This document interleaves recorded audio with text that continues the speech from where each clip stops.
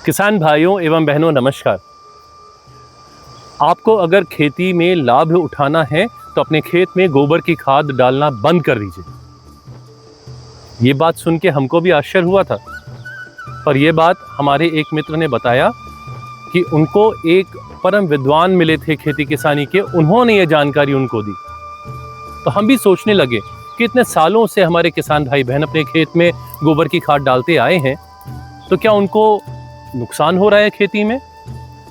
इस बात को हमने समझने की कोशिश की और तब समझ में आया कि ये जो विद्वान पुरुष हैं ये गलत नहीं कह रहे हैं, ये सही कह रहे हैं। क्योंकि जिस प्रकार की खाद हम खेतों में अपने उपयोग में लेते हैं उससे जितना आपको फायदा नहीं होता है उससे अधिक आपको नुकसान होता है। आइए जानते हैं कैसे।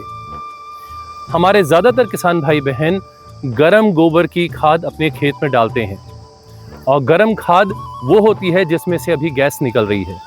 ये गैस होती है मीथेन। जब वो गोबर की खाद मीथेन वाली खेत में जाती है और जड़ों के पास जाती है, जड़ों को चाहिए है ऑक्सीजन जिसमें वो सांस ले पाते हैं, लेकिन वहाँ मीथेन पहुँच जाती है, इस वजह से जड़ें सांस नहीं ले पाती हैं। जड़ों में दबाव बनता है और इस दबाव में पौधों का विकास जितना होना चाहिए उतना हो नहीं पाता है। जब पौधों का विकास नहीं हो पाता है तो फिर वो पौधे फसलोत्पादन कैसे करेंगे? नंबर 1। नंबर 2, जब गरम गोबर की खाद आप खेत में डालते हैं तो आप जानते हैं कि गोबर में दीमक के अंडे, कीटों के अंडे, रोगाणु और चारे के बीज होते हैं। जब आप गरम गोबर की खाद खेत में डालते हैं तो ये सारी चीज़ें आपके खेत में पहुंचती हैं और जब परिस्थितियां इनको अनुकूल मिलती हैं तो ये बहुत अच्छे से आपके मुख्य फसल को दबाती हैं, आपके मुख्य फसल को नुकसान पहुंचाती हैं। तो इन्हें हम ख़त्म कैसे करें? इन्हें ख़त्म करने का एक बहुत अच्छा तरीका है कि गोबर की खाद हमेशा जो ठंडी हो जाए उससे ही आप खेत में डालिए। अभी वर्तमान में आप गोबर की खाद अपने खेत में डालने अगर जा रहे हैं तो आप देखिएगा जो ऊपर की खाद होगी वो ठंडी होगी। उसका उपयोग अगर आप खेत में करेंगे तो आप देखेंगे कि ये समस्याएं आपके खेत तक नहीं पहुंच रही हैं। जैसे ही गर्म गोबर की खाद ज़मीन से निकलनी शुरू होगी, उन्हें आप खेत में डालेंगे तो ये सारी समस्याएं आपके खेत तक पहुंच जाएंगी।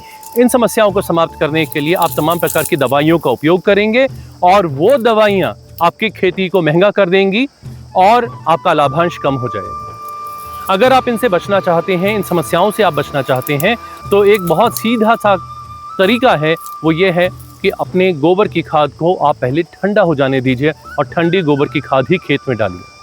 तो नंबर 1 कि गोबर की खाद को ठंडा हो जाने दीजिए। गोबर की खाद को ठंडा करने के लिए आपको गोबर की खाद हमेशा ज़मीन के ऊपर बनानी चाहिए।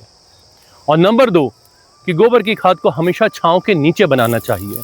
छांव के नीचे इसलिए बनाना चाहिए क्योंकि जैसे ही गोबर की खाद पर अगर सीधी धूप पड़ती है तो आप देखेंगे कि आपके गोबर की खाद में जितने भी पोषक तत्व हैं वो उड़ जाते हैं हवा में, आपकी गोबर की खाद की ताकत खत्म हो जाती है। तो आपको गोबर की खाद हमेशा छांव के नीचे ही बनानी है, छांव के नीचे और जमीन के ऊपर, इस बात का ध्यान रखिएगा। नंबर 3 आपको इस बात का ध्यान रखना है कि जब आप गोबर की खाद अपने खेत में डालने जाएं तो उसके 24 से 48 घंटे के अंदर खेत की जुताई जरूर हो जानी चाहिए।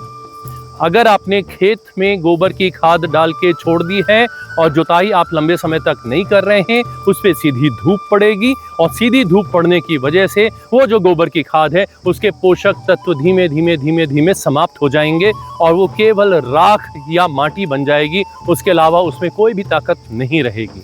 आगे जब आपके पास समय हो तो ये आइसिनिया फैटिडा नामक केंचुए को आप इस ठंडी खाद में डालकर केंचुआ खाद भी बना सकते हैं। इस केंचुए खाद में अगर आप जैव उर्वरक डालते हैं तो इससे आप जैव उर्वरक भी बना सकते हैं। ये गोबर की खाद की तुलना में कहीं ज़्यादा पौष्टिक खाद आपकी तैयार हो जाएगी, जो आपके खेत को भुरभुरा बनाएगी, आपके खेत के जल धारण क्षमता को बढ़ाएगी और आपके खेत को पौष्टिक तत्व देगी, जिससे आपका फसलोत्पादन बहुत अच्छा होगा। तो आने वाले खरीफ मौसम के लिए आप लोगों को बहुत ढेर सारी शुभकामनाएं। हमें आशा है इस वीडियो का आप लोग पूरा लाभ उठाएंगे। इसे अधिक से अधिक किसान भाइयों के बीच में आप लोग शेयर करें ताकि ज्ञान का प्रकाश चारों ओर फैले और आप लोगों को खेती किसानी में अधिक लाभ मिल सके। बहुत बहुत धन्यवाद आप लोगों को। नमस्कार।